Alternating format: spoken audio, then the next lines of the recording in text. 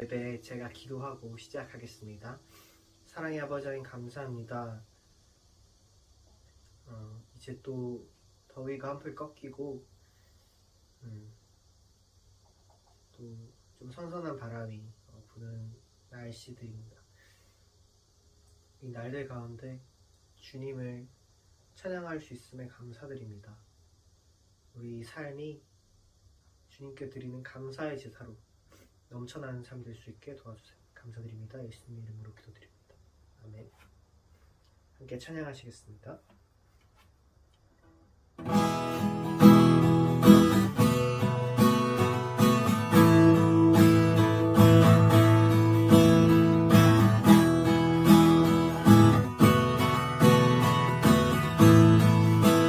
여호와 주님, 여호와 주님, 주를 찬양해 주를 높이세. 여호와 주님, 승리의 깃발 높이 드셨네. 여호와 주님, 주를 찬양해 주를 높이세. 여호와 주님, 승리의 깃발 높이 드셨네. 여호와 니시 주를 찬양해. 여호와 니시 승리하셨네. 여호와 니시, 여호와 니시 주를 찬양해. 여호와 니시 승리하셨네.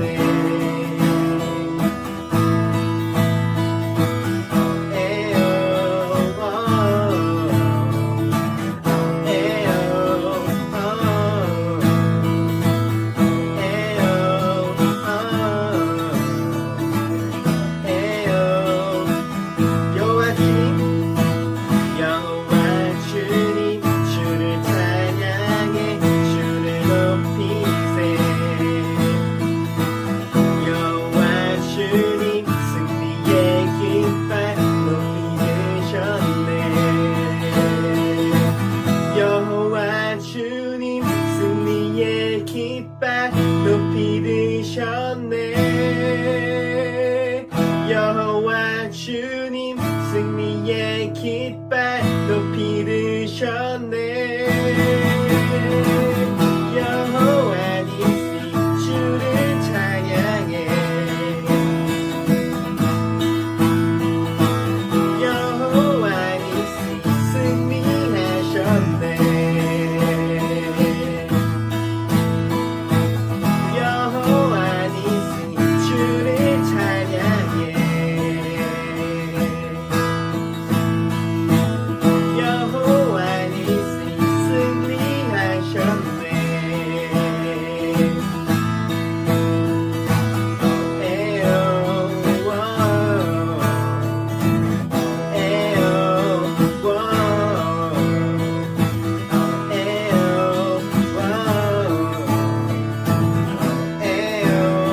한 번 더 부탁합시다. 여호와 주님, 여호와 주님, 주를 찬양해 주를 높이세.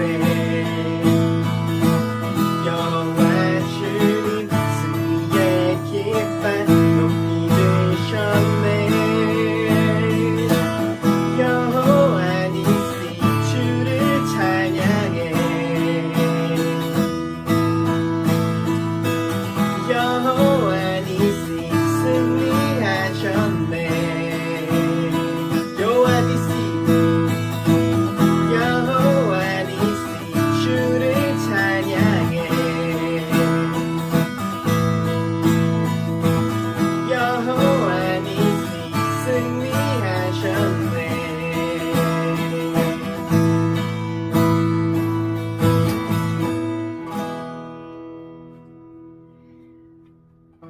시간 잠깐 예배를 위해서 같이 기도했으면 좋겠습니다.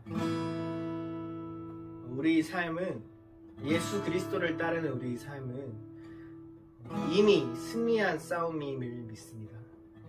우리가 어떤 상황 가운데 있는지, 어떤 결과를 얻는지와 무관하게 예수 그리스도 안에 있는 그 생명을 누리는 그 영원한 삶이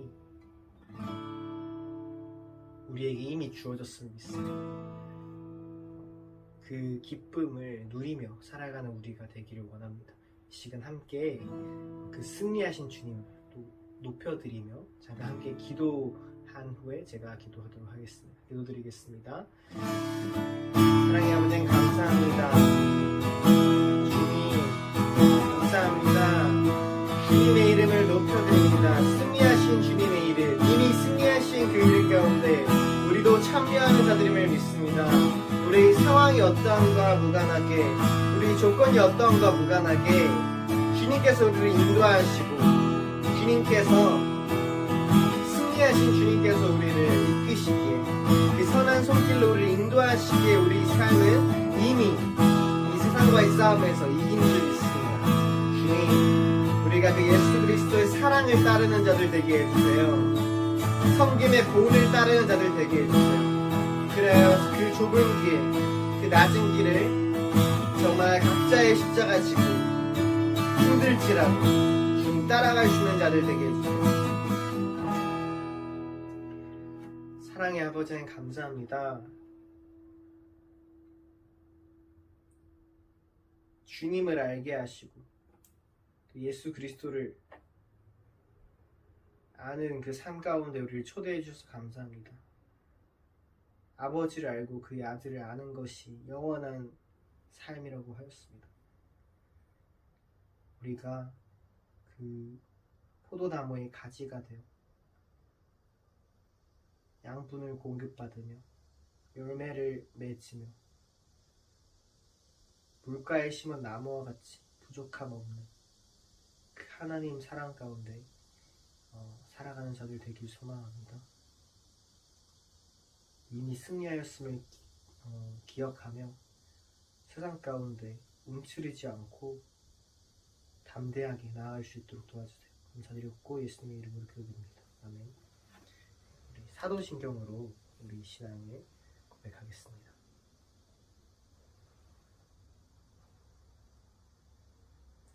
나는 전능하신 아버지 하나님, 천지의 창조주를 믿습니다. 나는 그의 유일하신 아들, 우리 주 예수 그리스도를 믿습니다.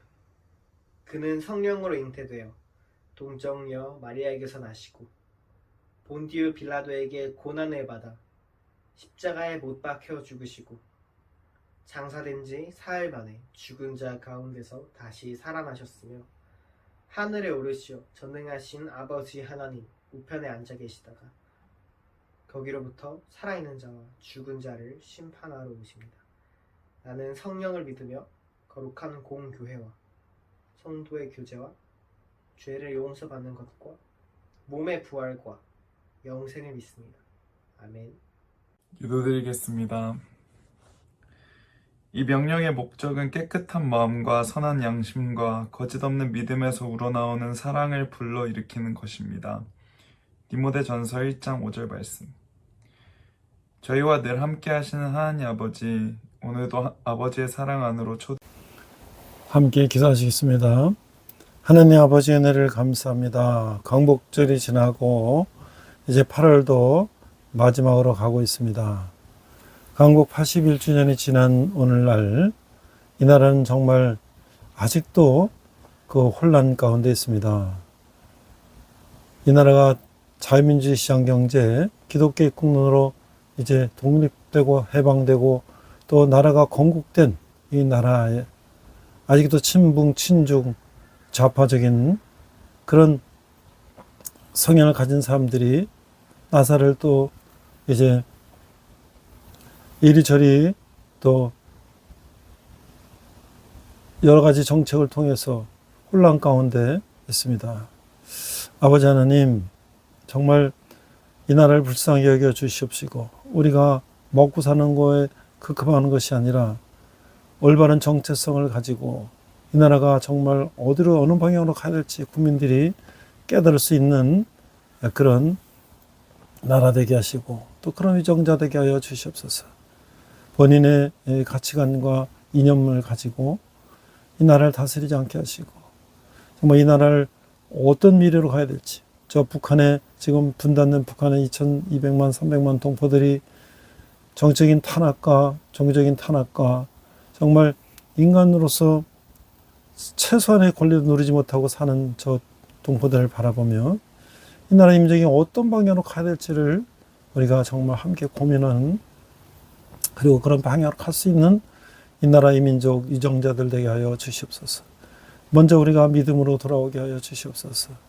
우리가 정말 어렵고 가난하고 할 때는 참 믿음을 가지고 살아왔는데 이제 배부르고 등 따숩고 우리가 다 믿음 버리고 자기의 속에 오른 대로 사는 나라가 되었습니다. 아버지의 나라 불쌍히 여겨 주시옵시고 우리가 정말 믿음으로 돌아오게 하여 주시옵소서.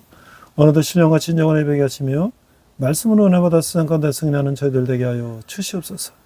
감사드리며 예수님 이름으로 기도했습니다. 아멘. 안녕하세요. 백목사의 세상 읽기. 오늘은 3일절입니다. 유관순 열사에 대해서 다시 한번 알아보도록 하겠습니다. 저희가 어렸을 때는 유관순 누나 이렇게 배웠는데요. 최근엔 유관순 열사라고 부르고 있는 것 같습니다. 자, 유관순 열사는 1902년에 태어나서 1920년에 순국한 독립운동가죠. 고흥 유씨인데 서대문 형무소에서 모진 고문으로 인해서 순국을 하셨죠. 1916년에 공주에서 선교 활동하던 감리교 선교사 부인의 추천으로 이화학당 보통과 3학년에 장학생으로 편입했고 1919년에 이화학당 고등부에 진학하였는데 3.1절 운동에 참여해서 이제 참여하게 되었고, 그 다음에 이제 총독부가 이화여고에 폐교를 내리고 휴교령을 내려서 천안 고향으로 내려와서 만세시에 참여하다가 이제 형을 받고 이제 형무소에서 1920년 9월 28일에 순국했던 인물이죠. 1962년에 대한민국 건국훈장 독립장이 추사됐고 1996년에는 이화여고에서 명예졸업장이 추사됐다. 그리고 충청남도 천안시 일원에 여러 가지 추모 사업들이 이루어졌고 또 유관순 체육관 이름도 있고 여러 가지 사업들이 있었다. 자, 그런데 본가는 유씨인데 류냐 유냐 뭐 이런 것들은 이제 정치내라든지 여러 가지 호적법이라든지 이걸 통해서 유관순으로 이렇게 부르는 것으로 이제 되어 있는 것 같습니다. 자, 초기에는 이제 원래 충청남도 목천 이동면 지령리에서 아버지 유중건 어머니 이소재 3남일녀로 태어났고요. 그래서 이제 공주에는 영명여학교에 2년간 교육을 받았다. 그러다가 이제 선교사님의 추천으로 이화여고에 이화학당에 들어가게 됐고, 그 다음에 이제 19년에 고등부로 진학을 하게 되는데 이때 기숙사에서 생활하면서 여러 학생들과 함께 공동 생활하면서 이제 학창 생활을 보냈다고 합니다. 그 주일에는 감리교인 정동제일교회, 지금 이제 덕송에 있는 성공에서 성공의 대성당과 덕송 돌담길을 지나가면 이제 정동제일교회가 나오죠. 거기에는 많은 손정도 목사님 등 많은 민족의식을 가진 성직자들의 영향을 받았다. 물론 유관순 열사의 아버지 유중건 선생도 민족의식을 가진 지식인들이었고 크리스찬이었다라고 전해지고 있습니다. 자, 이제 1919년 3.1운동이 일어나니까 이화학당 고등과 1학년인 유관순은 이제 만세에 참가했는데 학교에 휴교령이 내리고 학교가 폐교되자 이제 열차편으로 이제 천안으로 돌아왔다 것이죠. 그래서 이제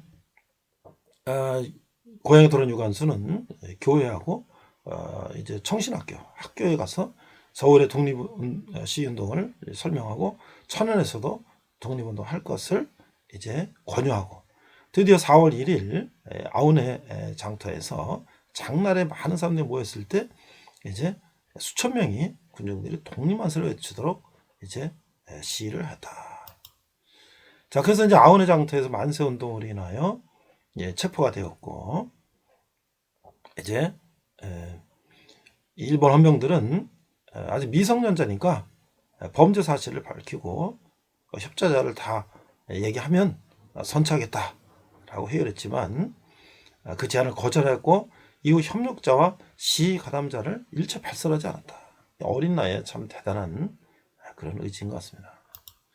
그래서 재판을 받고 그래서 천안경찰서 일본 헌명대에 투옥됐다가 다시 공주경찰서 감옥으로 이감되었고 그래서 재판을 받고 이제 3년형을 받고 이제 그래서 이제 형을 살게 됐죠. 자, 그 다음에 1920년에 이제 4월 28일에 이제 고종과 순종 이후에 이제 영친왕이 승계를 할 수 있는 영친왕이 일본의 이제 정략적인 결혼 계획에 의해서 일본 왕족인 이방자 여사와 결혼하는 일이 있었는데 그걸 기념한다고 이제 특사로 형이 1년 6개월로 감형이 됐다. 그러나 이제 유관순은 서대문 형무소 복역 중에도 오간에서 감옥에서도 독립만세를 부르고 고문을 당했고 결국 1920년 9월 28일 출소를 하루 남기고 서대문 형무소에서 방광이 파열하는 것으로 옥살을 하게 됐다. 그래서 참으로 안타까운 일이죠. 그래서 결국 유관순이 이제 순국한 후에 이 소식을 들은 이제 이화학당 교장인 프라이어 월터 선생은 형무소 당국에 유관순의 시신은 인도를 요구했으나 거부당했다. 그래서 이화학당의 외국인 교직원들이 유관순의 옥중 사망을 국제 여론에 호소했다고 강력하게 항의하니까 서대문 형무소는 마지못해서 월터 교장설에게 시신 인도하고 조용히 장례칠 걸 요구했다는 거죠. 1920년 10월 14일 정동 감리교에서 김종호 목사가 장례를 집례하고 이태원 공동묘지에 이제 안장이 되었어요. 그러나 그 후의 존재는 잊혀졌죠. 유관순의 시신은 이태원 공동묘지에 안장됐으나 1930년 택지 소송 등의 목적으로 이태원 공동묘지를 이장하는 과정에서 무연교묘로 처리했다. 그러니까 이제 1920년에 순국하셨는데 해방까지는 20-30년이 세월이 있기 때문에 그 안에 일제가 이제 여러 가지 택지 사업도 하고 이런 거 하면서 당연히 이제 독립운동가가 순국한 묘를 이장하거나 이렇게 복원하는데 방해를 했겠죠. 안타까운 일이 아닐 수가 없습니다. 자, 마지막으로 유관순 열사의 기도를 우리가 한번 읽도록 하겠습니다. 내 손톱이 빠져나가고 내 귀와 코가 잘리고 내 다리가 부러져도 이 고통은 이길 수 있사오나 나를 잃은 그 고통만은 견딜 수가 없습니다. 나를 바친 목숨이 오직 하나밖에 없는 것이 이 소녀의 유일한 슬픔입니다. 오늘 3일절을 맞이하면서 우리 유관순 열사를 우리가 생각하며 우리가 정말 나라 민족을 해서 무엇을 해야 될 것인가 생각해보는 그런 시간이 됐으면 좋겠습니다. 이상 백목사의 크리스찬 세상 읽기입니다. 네, 이번 시간은 분열왕국 두 번째 시간으로서 선지자 엘리야, 엘리사의 활약과 유관순 열사는 제목으로 말씀을 나누고자 합니다. 먼저 오늘 본문은 열왕기상 18장 21절인데요. 엘리야가 모든 백성에게 가까이 나아가 이르 너희가 어느 때까지 둘 사이에서 머뭇하려느냐. 여호와가 만일 하나님이면 그를 따르고 바알이 만일 하나님이면 그를 따를지니라 하니 백성이 많은 한마디도 대답하지 아니하는지라. 자, 우리가 열왕기 17장 이하를 보면 엘리야의 사역이 나오는데 그 선자는 두 분류가 있어요.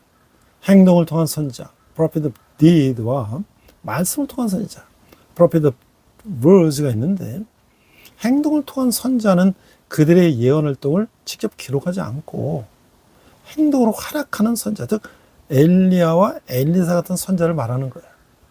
말씀을 통한 선자는 예언의 말씀을 기록으로 남긴 선자인데, 즉 이사야 같은 선자를 말하는 것이죠. 자, 우리가 선자 엘리야 행동을 통한 선자를 살펴보면 디셉 사람 엘리야는 북왕국에서 활약한 선자인데 그 활약한 시대는 대략 BC 870년에서 852년 경에 그 북왕국의 사악한 아방 시대에 주로 활동했어요. 이 시대는 북왕국이 아방에 하는 이세벨의 포악성과 우상 숭배가 극에 달한 때죠. 하나님 역사가 전환되어야 할 시점이라고 판단하실 때 선자를 보내서 직접 역사에 개입하시는 것을 볼 수가 있어요. 그 아합의 어두운 통치가 그게 달했다고 생각되는 시점에 하나님은 엘리야를 보내셨어요. 그는 갈멜산에서 바알 선지자 450명과 아사랴 선지자 400명, 더 850명과 대결할 정도로 용기와 신념과 열정의 사람이었어요. 이 갈멜산의 대결은 누가 진정 우주를 창조하고 자연을 주관하신 진짜 신인가를 분명히 보여주는 것이죠. 바알 선지자들은 헛된 제사를 위해서 자신들의 몸만 상했을 뿐이지 하나님의 사람 엘리야는 놀라운 기도의 응답을 받는 거예요. 열왕기상 18장 20절에 보니까 오늘 본문이죠. 엘리야가 모든 백성에게 가까이 나가 이르되 너희가 어느 때까지 둘 사이에서 못하려느냐. 여호와가 만일 하나님이면 그를 따르고 바알이 만일 하나님이면 그를 따를지라 하니 백성이 말 한마디도 대답하지 않았다. 이 말씀은 엘리야가 오늘 우리에게 만약 알라가 하나님이면 그를 떠나 모스크로 가라, 또는 시바나 비시누가 하나님이라면 힌두교로 가라 라는 말과 같다는 거예요. 엘리야는 갈멜산의 승리를 해서 이세벨의 위협이 그에게 달하자 그는 40일 밤낮을 걸어서 호렙산, 아마 그게 신의 산이라고 추정되는데 도망갔어요. 극도로 절망에 빠진 엘리야에게 하나님이 나타나셔서 바알에게 절하지 않은 7,000명의 신실한 자가 남겨두시고 하나님 나라 회복 운동은 계속됨을 엘리야에게 확인시켜 주셨어요. 이 남은 자 사상은 바알에도 중요한 것이죠. 로마서 9장 11장이죠. 이것은 바로 하나님 관점 보여주는 것이에요.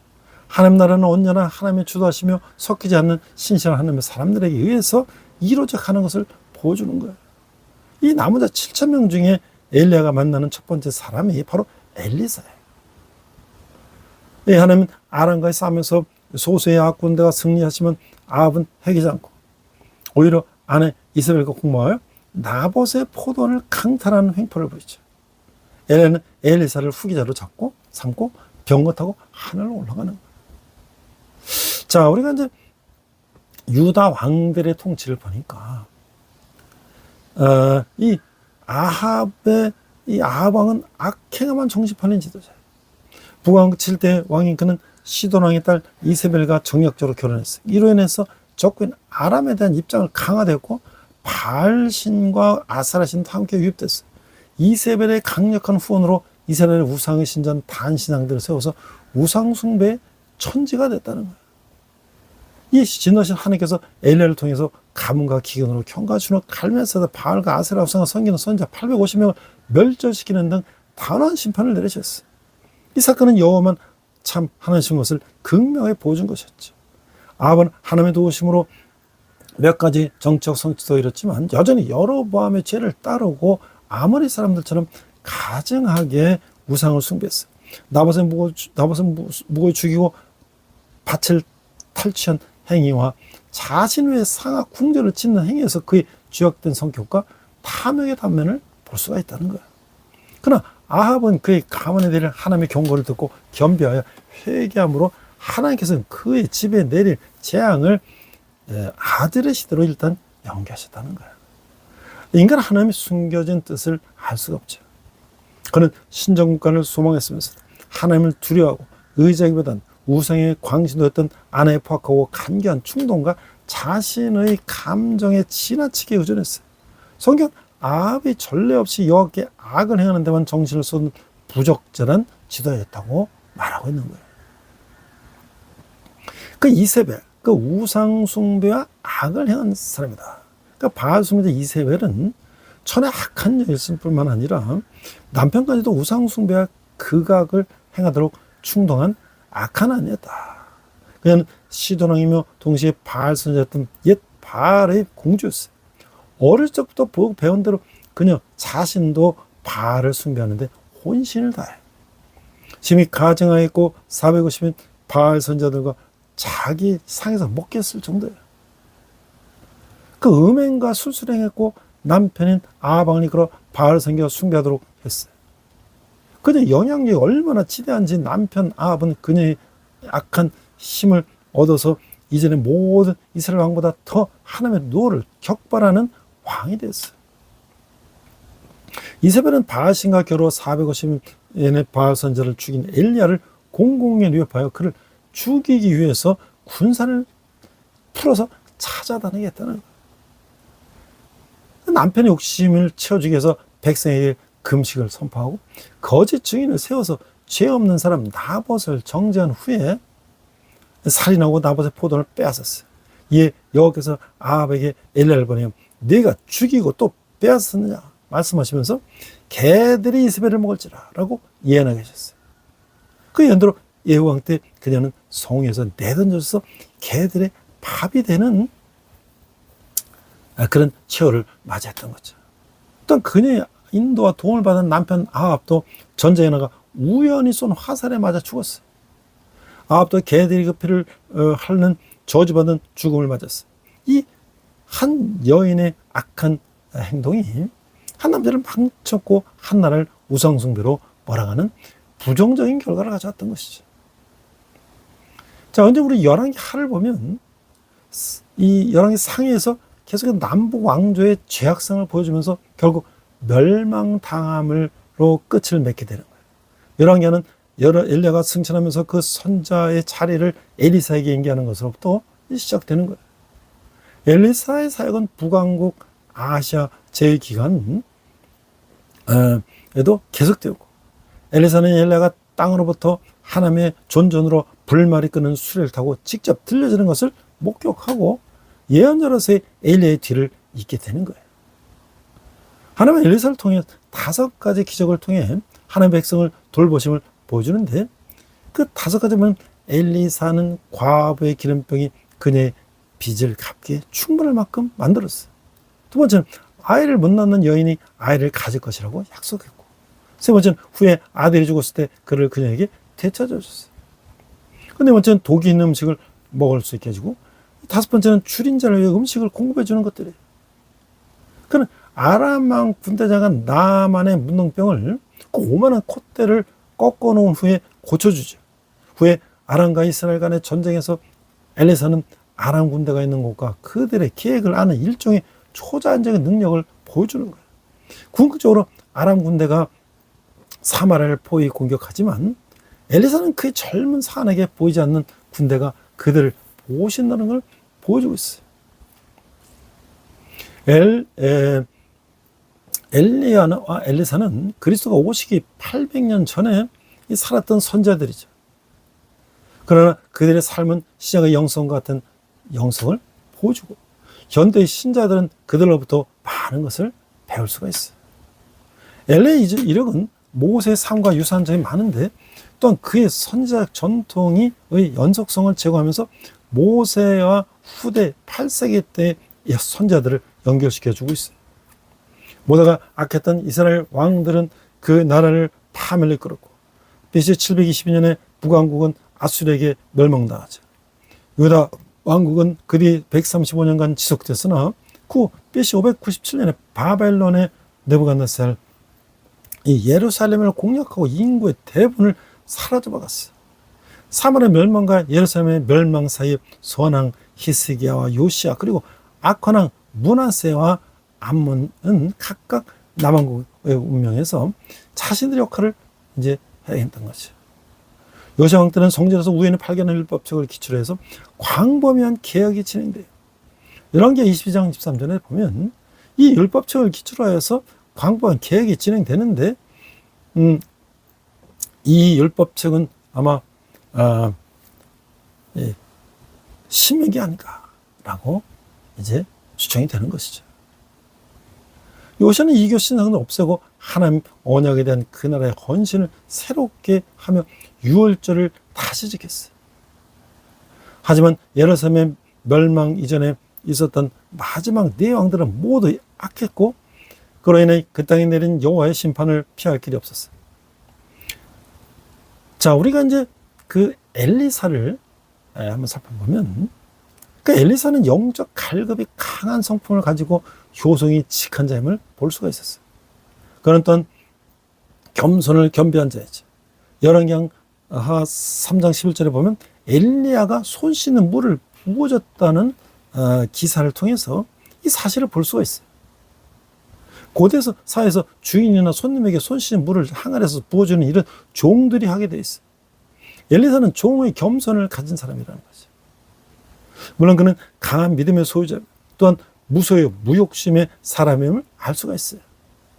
그 나만 장군의 문둥병을 고쳐줬을 때 나만 장군이 준 선물을 거절한 사실을 우리는 잘 알고 있는 것이죠.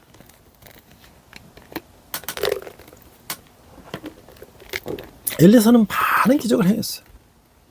구약에서 기적이 그 흔한 일은 아니었을지라도 엘리야는 엘리야보다 더 많은 기적을 행했어요. 그 열왕기 하 1장에서 10장 보면 17가지 기적이 나오죠. 그 무덤이 기적까지 합치면 한 20분 정도 넘는 기적이 나오고 아무도 기록되지 않은 기적도 많았을 거예요. 엘리야는 아무런 기록도 남지 않은 행동의 선자였죠. 그런 많은 주변 국가들의 왕들은 그가 외치면 경청했고 열왕기 2장에서 엘리야가 병을 타고 하늘로 승천하는 거예요. 이상한 사람들에게 엘리야 위치는 대단한 것인데 그 엘리야가 측정과 승천했기 때문에 메시아가 오기 전에는 반드시 하늘에 간 엘리야가 온다고 믿는 거죠. 자, 엘리사의 기적을 보면 우리가 앞에도 한번 살펴봤지만 여리고성의 샘물을 맑게 하고 과부의 기름이 많아지게 하고 수냄여인의 죽은 아들을 살리고 극의 독소를 제거하고 적은 음식을 많이 먹이고 나만 장군 고치고 뭐 이런 행동으로서 우리에게 하나님의 역사를 보여준 그 악한 세대의 선자들이었다는 것을 알 수가 있는 거죠. 오늘 저는 이런 악한 세대를 살펴보면서 우리 역사상 어떤 악한 세대가 있었을까? 일제강점기죠. 그 일제강점기는 한반도가 일본 제국주의 통치에 있었던 기간을 가리키는데 우리가 이제 35년을 얘기하죠. 1910년 한일합방부터 1940년 해방까지. 그때 일본은 우리를 통치하면서 여러 가지 그 악행을 했죠. 한국을 무단 통치하는 거예요. 그 한일 합병을 시키는 거예요. 그리고 토지나 산림을 수탈하는 거예요. 그리고 문화 통치래. 이게 이제 3.1운동에서 일본 정부나 총독부 측에서는 기존의 통치 방식이 심각하게 고려하지 않을 수 없었어요.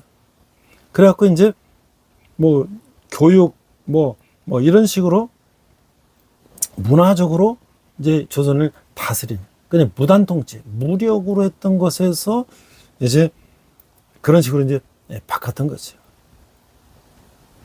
그래서 이 핵심적 친위 인물을 골라서 그 인물을 하여금 귀족, 양반, 유림, 부호, 교육가들 종교가에 침투해서 계급과 사장을 참가하여 각종 친인찬들을 조직하게 하는 거예요. 그래서 각종 종교단체 또 뭐 그런 양반, 유생, 농민 뭐 그런 것들 해가지고 문화적으로 조선을 다스리는 이런 방법도 썼다는 거죠. 또 그들은 산미정식과 공추를 했어요. 그러니까 수풍댐, 이 압록강에 있는 수풍댐은 아시아 최대의 댐이었는데 그런 걸 만들어가지고 식량을 증대했는데 그것이 우리 백성들을 위한 것이 아니라 그들이 그 식량을 가지고 일본으로 가져가서 자기들이 먹는 거죠. 그리고 결국 이제 민족 말살을 해가지고 대륙을 진출하는 거예요. 그게 이제 1930년에서 45년까지죠. 그래서 대륙으로 진출하기 위한 거점을 조선에다가 이제 만드는 거예요. 그러면서 창씨개명도 하고 일본어도 공식어로 쓰게 하고 그래서 우리 아버지도 백시였는데 백천 히라카와라고 창씨개명 당해서 백천이라는 성을 썼다고 아버지 얘기 들었어요.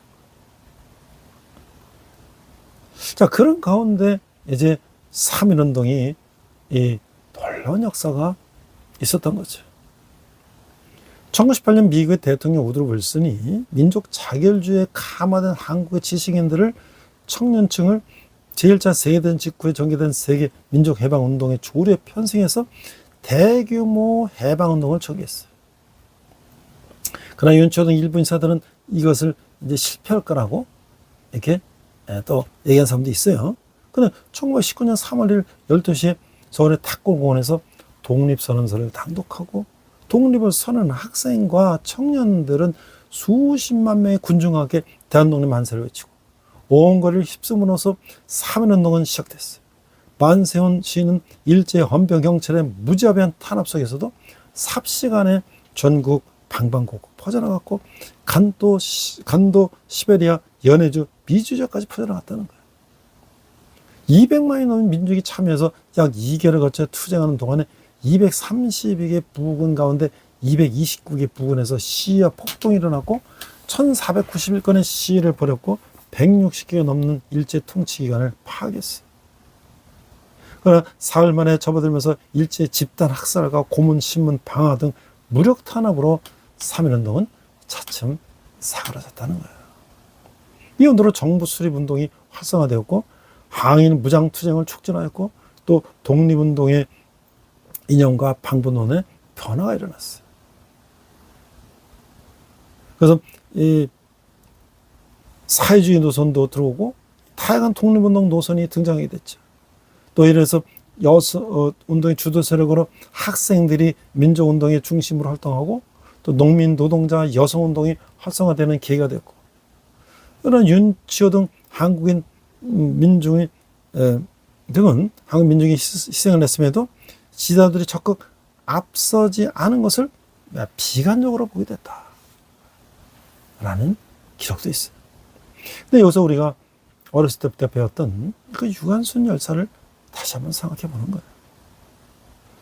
1902년 10월 16일 충남도 목천군 지령리에서 지금 천안시 병천용두리라는데 병천면 그 유중군과 어머니 이소재 사이의 삼남 이녀 중 둘째 딸이에요. 근데 그 어렸을 때부터 그 집안은 개신교 집안이었다는 거죠. 그 유관순도 자연히 어렸을 때 그런 집안에서 자랐다는 거예요. 그 유관순 아버지는 그 교육 사업을 했는데 흥호학교라는 사립학교를 세웠고 그래서 그 아들 오빠는 공주 영미학교에 가고 둘째는 유성한수는 서울 이학당에서 공부할 수 있다는 거지. 그 유관순의 고향은 철도가 부설되기 전 서울과 충남 공주를 연결하는 교통로로서 선교사들이 그 직접적으로 개신교를 전파하던 곳이었고 많은 교회가 세워졌다는 거예요. 그 지령도 1901년에 교회가 들어섰고 그 1907년 8월 국제보상운동에서 교회가 동참하기 때문에 일본의 방화로 소실됐다는 거예요. 그 유관순의 일간 유빈기는 케이블 선교사와 함께 고향의 개신교를 중흥시키고 조인원 등과 함께 그거 다시 세웠어요. 그래서 이 유관순은 어렸을 때부터 그 교회에서 자랐다는 거예요. 그 유관순이 이제 그 교회에 오던 샤프 선교사님이 교비 유학생으로 서울의 이화학당의 보통과에 편입하게 됐어요. 그 유관순은 1918년 이화학당 보통과를 졸업하고 가다가 4월 1일 고등과 1학년에 진학했는데 그 이학당에서 1905년 을사늑약 이후에 그 이문회라는 걸 중심으로 해서 오후 3시만 되면 모든 수업을 중단하고 조국 독립을 기원하는 기도회와 시국 토론회 또 외부 인사 초청 시국 강연회 등을 개최하고 그런데 유관순도 거기 회원으로 활동했다는 거예요. 1919년 1월 21일 고종이 이제 서거하니까 백성들은 차진해서 상복을 입고 휴게에 들어갔고 2월 28일 정기 모임을 통해서 전교생이 적극적으로 만세를 부르기로 결의했다는 거예요. 이 결의에 따라 이 학생들이 파고동원에서 3.1 만세 운동을 직접 참여했고 그 고등학교 1학년 유관순은 이제 5인의 결사들을 조직해서 그 소복을 입고 기숙사를 나와서 대한문 덕수궁이죠. 그래서 만곡 아주 슬프게 곡을 한 뒤 남대문을 향하는 시행렬을 함께했다. 그래서 그 3월 5일에 학생 연합시위가 벌어졌는데 이 학당 학생들이 적극적으로 참여하니까 이제 학교에서 이제 그걸 정보를 하고 교문을 잠그고 이제 막 그랬는데 학생이 그래도 참여했다는 거예요. 교사도 검거되고 학생도 검거되고. 그래서 유관순도 그때 검거됐는데 곧 풀려났다는 거예요. 학생 시위가 극심해지자 전국적으로 휴교령이 냈어요. 그래서 이제 유관순은 고향으로 이제 가게 됐죠. 그 친구랑 같이 고향 가는데 기차 소리가 칙칙 하는데 동전한푼 이런 소리로 친구가 들린다고 하니까 유관순은 대한독립 이렇게 들린다고 얘기했다는 일화도 있어요. 고향에 들은 유관순은 부친과 이제 마을 어른들에게 서울에서 만세운동이 어떻게 벌어지고 있는지 그걸 이제 이야기하고 병청시장에서 독립만세운동을 할 계획을 세웠어요. 유관순과 사촌 언니 유해도는 만세운동에 주민들이 사용할 태극기를 만드는 등 만반을 준비했고 1919년 4월 1일 조인원 유중원 등과 함께 병천시장에서 수천 명이 참여한 만세운동을 주도했다는 거예요. 이 사건이 바로 아웅원의 독립만세운동이었어요. 이날 유관순의 부모를 포함하여 11명이 시위 현장에서 순국했고 30명이 넘는 사람이 부상당했어요. 유관순은 주도자로 체포돼서 공주교도에서 수감됐고 이곳에 공주 영미학교에서 만세운동 주도하다 구속된 오빠 유석도 만났다는 거예요. 올그 유관순은 공주지방법원에서 5년형을 언도받았어요. 중형받은 사람들과 경성 서울로 가서 복심법원으로 고등법원이겠죠. 3년형을 또 받았어요. 이제 이렇게 줄긴 줄었어요. 근데 함께 재판받은 사람 대법원으로 이제 고등법원으로 상고해서는 일제 재판권 인정하지 않은 유관순은 나는 안 하겠다 하고 3년형을 이제 살게 됐죠. 서대문 형무소에 수감된 유관순은 친구들과 함께 옥중만세운동도 하고 그 3,000명 이 수감자들이 함께 막 외쳐가지고 그 형무소 주위로 인파가 몰리고 그래서 이제 일본 경찰 기마대가 오고 막 그래가지고 유관순은 또한 고문을 받게 됐다는 것이죠. 결국 1920년 4월 28일 영친왕의 결혼기념 특사로 3년형에서 이제 반이 줄었어요. 그러나 오래된 이제 고문과 영해죄로 인해서 1920년 9월 28일 오전 8시 유관순은 18살의 나이로 순국했다는 거예요. 그 이화학당은 형무소 당국에 유관순의 시신 인도를 요구했죠. 일제는 이를 거부했어요. 그러나 이화학당 교장 월터는 이 사실 미국 신문에 알려서 세계 여론에 호소하겠다고 강력하게 항의해서 결국 일제는 해외 언론에 알리지 않고 장례를 극히 조용히 치러한다는 조건을 붙여 시신을 인도했다는 거예요. 1920년 10월 10일 유관순의 시신이 이학당으로 돌아오자 학생들은 통곡으로 맞이했어요. 학생은 이학당 수실에 앉혀있고 세브란스 교회를 불러 수습하였고 유관순의 직접적인 사인은 밝히지 않았으나 수형 기록부의 사진을 통해서 심한 구타와 영양실조 등의 부작용에 따른 갑상선 기능저하증을 주된 원인으로 추정한다는 거죠. 10월 14일 이학당 측은 정동교회 김중호 목사의 주례로 이태원 공동묘지에서 조촐한 장례를 지냈어요. 이후 일제가 이태원 공동묘지를 군용기지로 개발하면서 유관순의 묘는 미안의 공동묘지로 이장했고, 그러나 나중에 이제 기록이 상실돼서 현재는 유관순 생가 뒷산 매봉산에 초혼묘, 그러니 혼을 모신 묘가 있다는데 지금 이제 망운이 역사공원 묘지에 유관순의 가묘가 있죠. 가묘. 이태원에서 소실된 것들을 이제 망운 공원 묘지에 가면을 세우는 걸 제가 가봤어요. 자, 유관순의 기도를 이렇게 우리가 한번 살펴보고 말씀을 마치려고 합니다. 내 손톱이 빠져나가고 내 귀와 코가 잘리고 내 다리가 부러져도 그 고통은 이길 수 있사오나 나를 잃어버린 그 고통만은 견딜 수가 없습니다. 나라에 바친 목숨이 오직 하나밖에 없는 것이 이 소녀의 유일한 슬픔입니다. 또 이거는 유관순 열사가 매일 드린 기도였는데요. 주님, 우리 어찌하여 하나님께서 주신 이 나라를 빼앗기고 이렇게 시달리는 슬픈 민족이 되었나요? 저희를 버리지 마시고 도와주세요. 주님, 어린 소녀에게도 이 나라를 위해 일할 수 있는 지혜를 주십시오. 아무리 어려워도 아무리 괴로워도 참고 이겨내겠습니다. 부의 저의 갈 길을 가르쳐 주세요. 이게 바로 유관순 열사가 매일 하는 기도예요. 우리 함께 기도하겠습니다. 이해할 수 없는 힘든 일을 당할 때 주님께서 영혼의 길을 더욱 열게 하소서. 고통을 통해 하나님의 사람을 향한 이해와 깊이와 넓이가 확장되가 하옵소서. 이 이름을 주시고 제 고난이 다른 사람을 살리는 악재로 약재로 사용되게 하여 주시옵소서. 예수 그리스도 이름으로 기도합니다. 아멘.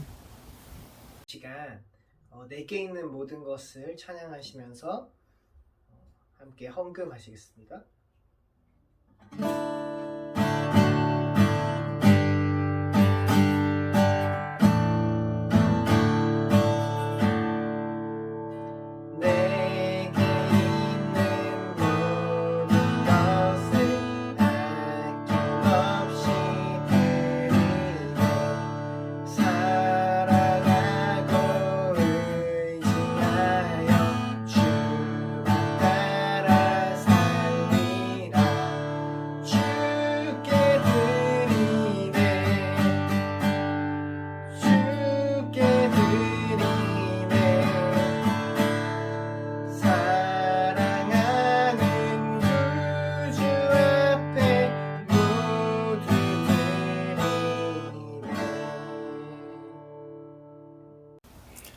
네, 광복절을 맞이하며 참으로 이 나라 이 민족의 오늘 현실을 돌아보면 참 안타까운 일이 많습니다.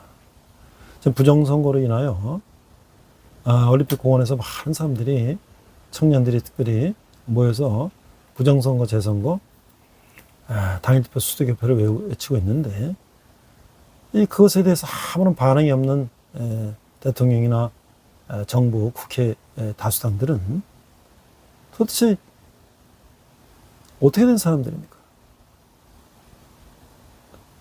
지금 특별검사가 뭐 이렇게 된다 하는데 이것도 사실은 반대편에 있는 야당의 추천으로 돼야 되는데 어떻게 합의된 게 이게 뭐 반반씩 이렇게 해갖고 한다 하니 이걸 과연 믿을 수 있는가? 참 이 나라가 참으로 아직도 갈 길이 멉니다.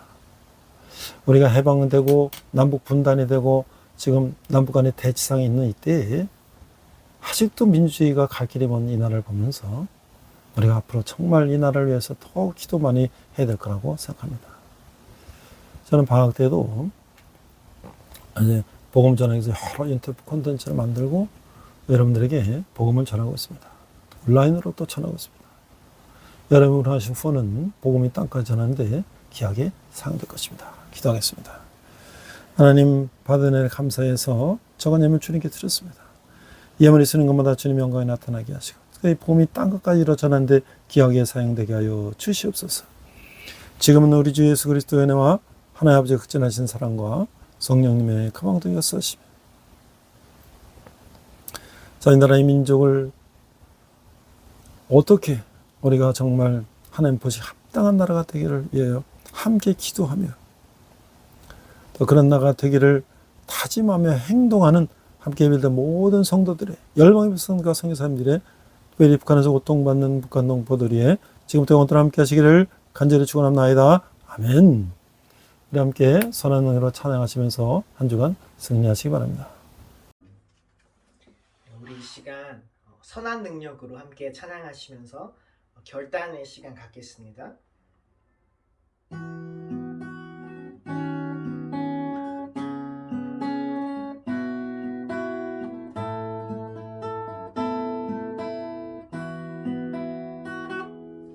그 선한 힘에 고요히 감싸여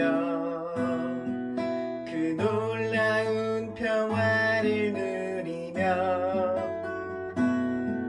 나 그대들과 함께 걸어가네 나 그대들과 하늘을 여네 지나가 너물 어둠의 날들이 무겁게 내 영혼 짓눌러도 오 주여 우릴 외면치 마시고 약속의 구원을 이루소서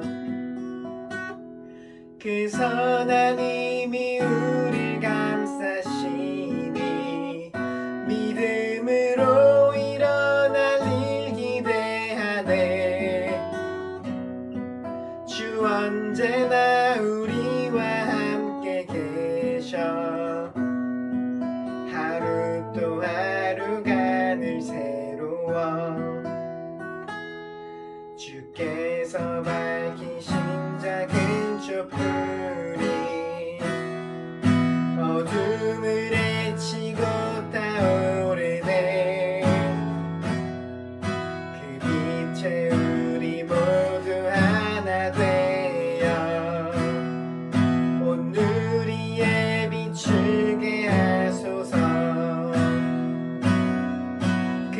하나님이 우릴 감싸시니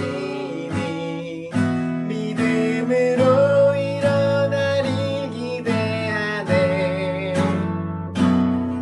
주 언제나 우리와 함께 계셔. 하루 또 하루가 늘 새로워. 이 고요함이 깊이 번져갈 때 저 가슴 벅찬 노래 들리네. 다시 하나가 되게 이끄소서. 당신의 빛이 빛나는 이 밤 그 선한 힘이 우릴 감싸시니 믿음으로 일어나릴 기대하네. 주 언제나 우리와 함께 계셔. 하루 또 하루가 늘 새로워. 그 선한 힘이 우릴 감싸시니 믿음으로 일어나릴 기대하네. 주 언제나 우리와 함께 계셔. 하루 또 하루가 늘 새로워. 주님과 동행하시는 복된 한 주 되시길 축복합니다.